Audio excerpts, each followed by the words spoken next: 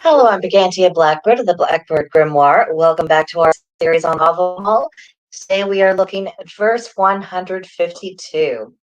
And the first translation reads, An eighth I know, which all can sing for their weal if they learn it well. Where hate shall wax mid the warrior's sons, I can calm it soon with that song, Olive Bray. Excuse me. Second translation. I know an eighth that all are glad of, most useful to men.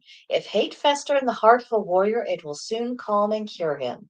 That's W.H. Auden and P.B. Taylor.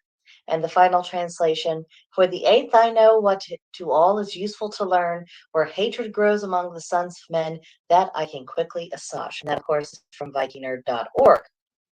So calm the warrior. To one degree or another, most, if not absolutely all, let's not get too pedantic, humans, they have a warrior within, even if they're not a warrior by profession. And that inner warrior is ready to take drastic action should the occasion call for it.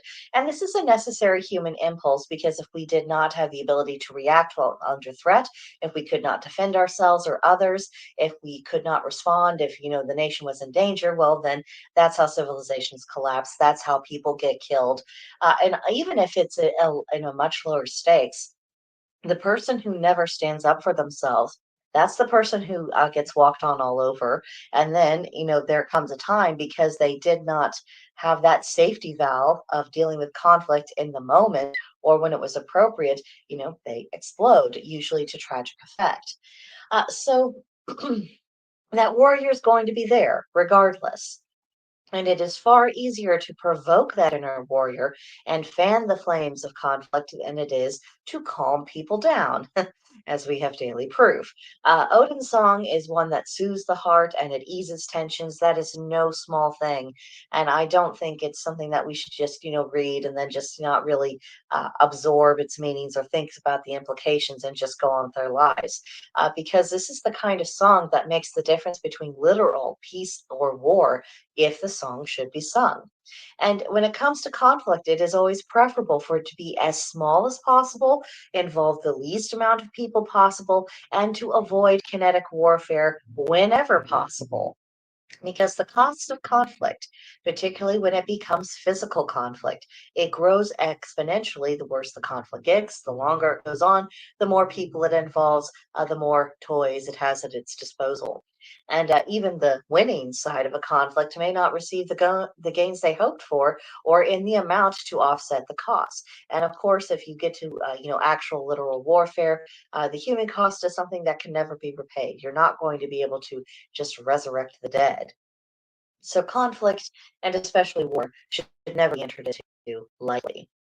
And that brings us to this idea of de escalation, because it does seem that everywhere in the world there is a huge schism between the people in society who just want to burn it all to the ground, and then the other people in the society who would rather not.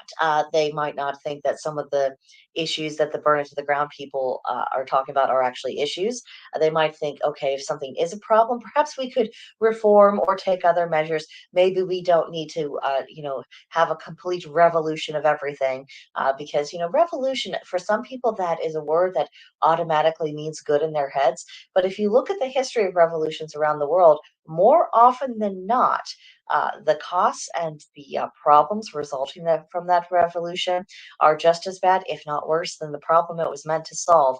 The fact that the American Revolution overall did set up a country that was on a better track, that had a more reasonable respect for the individual and for property rights and all these other things. That is very much an exception to the rule. And for anyone watching my channel who's an American, I think it's worth us remembering that we tend to take that for granted. And so when people talk about revolution, we might be more inclined to think, oh, this must be an automatic good. Not really the case.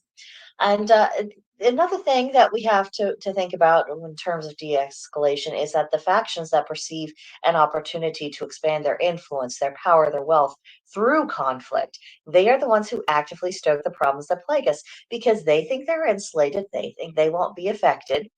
So did the French aristocracy, and look how that turned out for them. Uh, Just saying, people in power, just because they're in power doesn't mean that they're incapable of making miscalculations. That's something that happens all the time. They're courting the problems. They're stoking these flames. They're adding energy into it because maybe they get money out of it. Maybe they have greater political power if these things are going on. There's a variety of benefits, such as they are, that factions mindset can gain through conflict.